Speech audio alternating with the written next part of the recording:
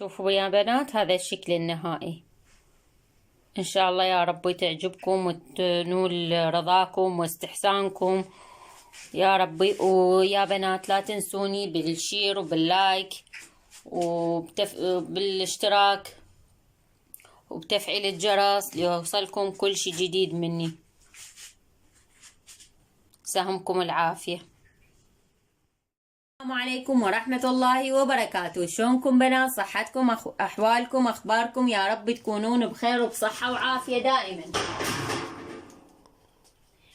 بنات اليوم راح نسوي شوربة اسمها دجاج بالشعرية. هاي الشوربة من أحب الشوربات إلي، يعني صدق شوربة كلش طيبة. بنات عندنا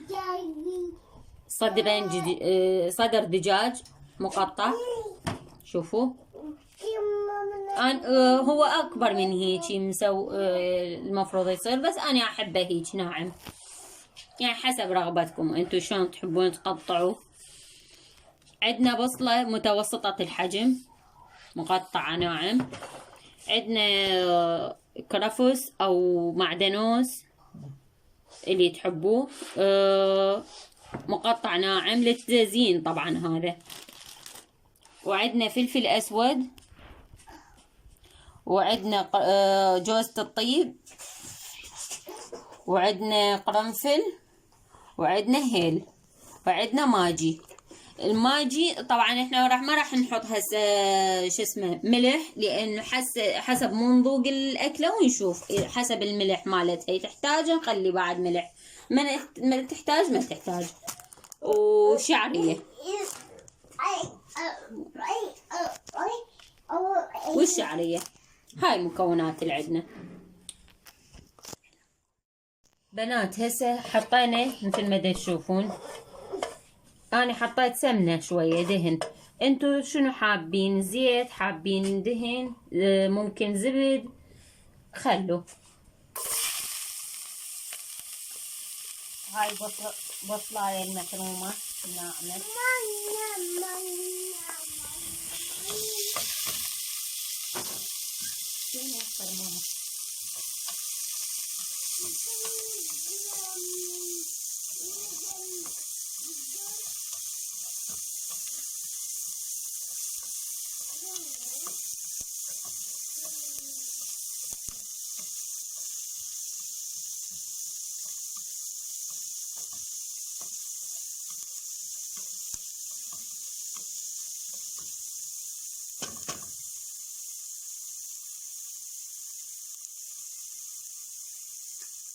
بنات هذا الدجاج هم راح نخليه.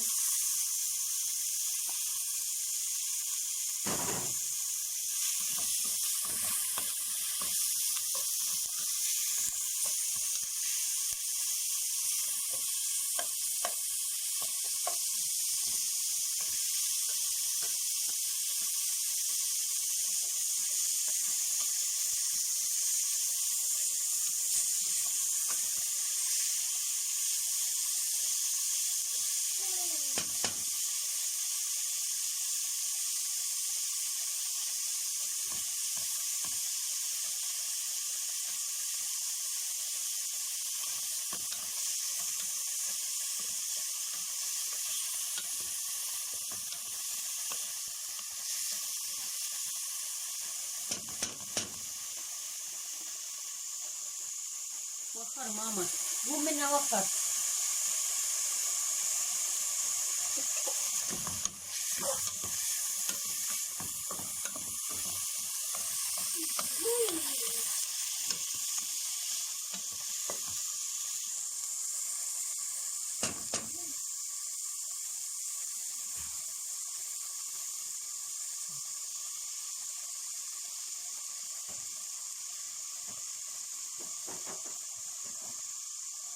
بنات هاي البهارات هم راح اخليها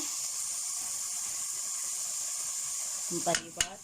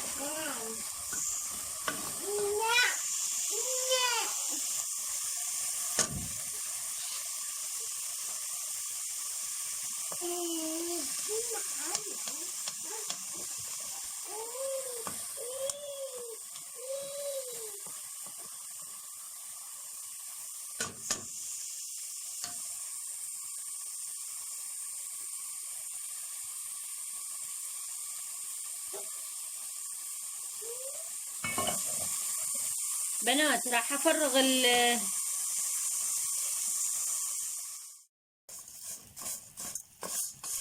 بنات حطينا شوية زيت بالجدر وشعرية ودا حمسها. وهنا هاي الجدر الثاني حطيت الدجاج فرغته هو والبصل وخليت له شوية مي وخليته على نار ثانية عين ثانية.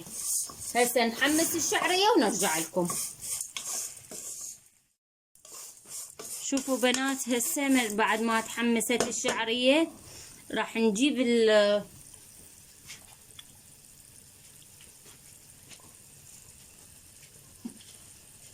راح نجيب هذا الدجاج هو والبصل راح نحطه عليها.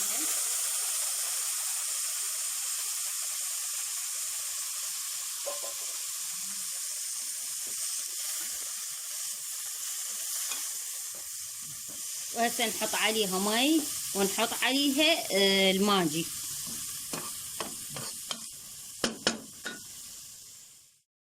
شوفوا بنات هسه رجعت لكم خليت لها للشعرية والدجاج والبصل خليت لها المي. هاي صارت هالشكل. راح نحطها هنا على النار ونحط لها الماجي هيك نحاول نفتفته.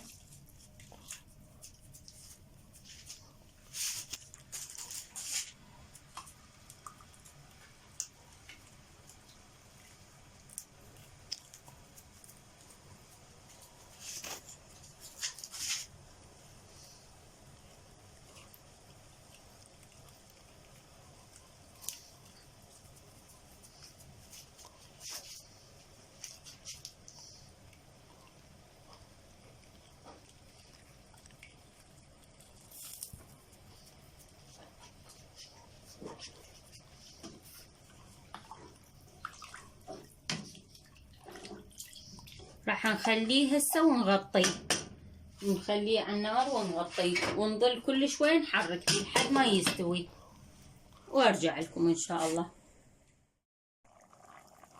شوفوا يا بنات ما شاء الله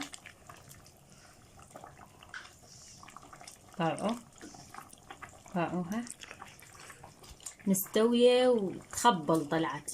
هسه نصبها خليكم ويانا وشوفوها شلونها. شوفوا يا بنات هذا الشكل النهائي.